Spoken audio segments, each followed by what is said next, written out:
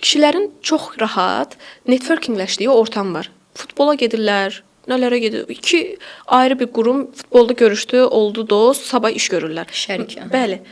Şərik ola bilər, bir-birinə layihə təklif edə bilər. Mən onu elə bilmirəm, düzdür.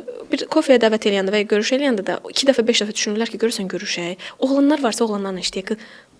Problem almaq istəmirlər başına. Hələ mən özümün tərəfimi qoymuşam kənara. Yəni qarşı tərəfi düşünərək danışıram hələ. Öz tərəfimə gəldikdə əlbəttə haqsızlıqdır. Sadəcə bilirsiz bunu niyə çox danışmıram və ya çox kimi görsəmək istəmirəm də. Alınmamağının səbəbini ona bağlayır. Yox, alınır, yaxşıdır, gedir. Amma çətinliklə gedir. Bunu bir dəfə göstərək ki, bax belə bir şey var ha. Davam eləyir. Ay cəmiyyət. Gördüyünüz bu kişi, bu qadın birlikdə iş görə bilərlər. Bəli.